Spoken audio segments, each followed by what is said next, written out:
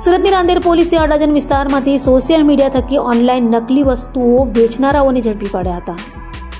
સુરતની રાંદેર પોલીસ પાસેથી મળતી માહિતી મુજબ રાંદેર પોલીસની ટીમ દ્વારા અડાજણ બસ ડેપો ખાતે આવેલ હબ ટાઉનમાં આવેલા પાનના ગલ્લાઓ અને વિવિધ દુકાનોમાં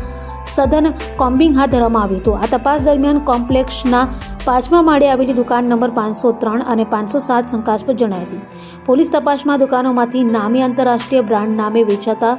શૂઝ, ઘડિયાળ, purse, perfume, goggles, T shirts અને ક્રોક્સનો મોટો જથ્થો મળી આવ્યો હતો. પોલીસે 2 દુકાનોમાંથી આબિદ કુડા અને સુફિયાન પલ્લાની ધરપકડ કરી 1.20 લાખથી વધુનો મુદ્દામાલ કબજે કર્યો હતો. રાંદેર પોલીસ સ્ટેશનની ટીમ દ્વારા અડાજણ બસ ડેપોમાં આવેલ હબટાઉનમાં એક કોમ્બિંગની કામગીરી કરવામાં આવેલ, જેમાં હબટાઉનમાં આવેલ તમામ પાનના ગલ્લા તથા અન્ય દુકાનો ચેક કરવામાં આવે,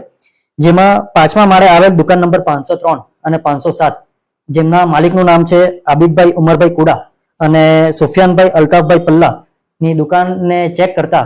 બ્રાન્ડેડ કંપનીના અલગ બ્રાન્ડેડ કંપનીના શૂઝ, ઘડિયાળ, purse, perfume, goggles, T shirts, Crocs મળી આવેલ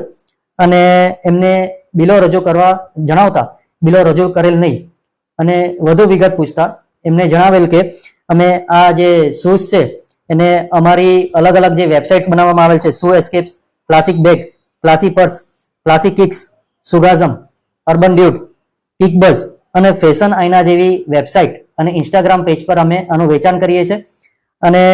વધુ વિગત પૂછતા એમની એમઓ એ રીતની હતી કે આ શૂઝ, પરફ્યુમ્સ બધી અલગ જગ્યાએથી મેળવી અને એ બ્રાન્ડના બોક્સીસ બીજી જગ્યાએથી મેળવી એ બોક્સમાં પેકેજિંગ કરીને ઓલ ઇન્ડિયા એ લોકો